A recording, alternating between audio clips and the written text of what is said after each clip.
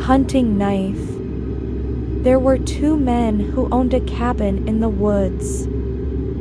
Their names were Barry and Conklin. Every winter, they would go up there hunting deer, bear, and coyote. They spent weeks up there in the cabin, just the two of them, and everybody assumed they were the best of friends. One day, Conklin came down out of the woods alone.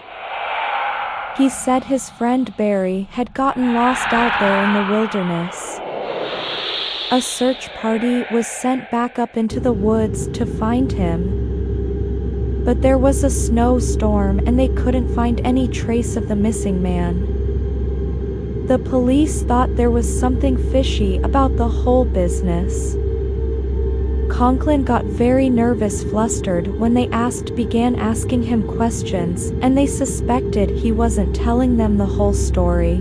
However, they didn't have any evidence against him. They didn't even have a dead body to prove a murder had actually been committed, so they had to let him go.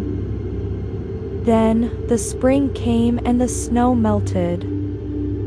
A hunter came across a corpse lying at the base of a tree. It was Barry, and his skull had been bashed in. Still, the police couldn't prove anything. He could have fallen and hit his head. He could have been killed by a bear. After an autopsy, the coroner listed his death as being from cause or causes unknown.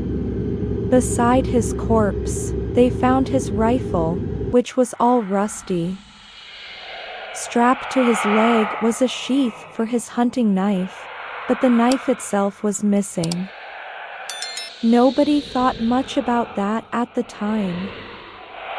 The next winter, it was hunting season again, and Conklin went back up to the cabin. This time, he had a new friend with him, a man named Newcomb. It was a long hike, and when they reached the cabin, Newcomb decided to go to bed early. In the middle of the night, he was awakened from a deep sleep by the sound of a man screaming.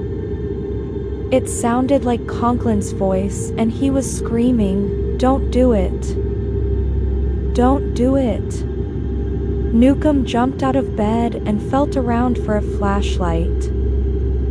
When he switched it on, his eyes were greeted by a horrible sight. There was Conklin sitting in his chair. He was dead, and there was a hunting knife sticking out of his chest. Blood was pouring down into his lap and forming a pool on the floor. His eyes were wide open and his face was twisted in a grimace of abject horror. The one thing that puzzled the police was what they found when they examined the hunting knife. There was only one set of fingerprints on the handle, and the man they belonged to had been dead for a year. They belonged to Barry.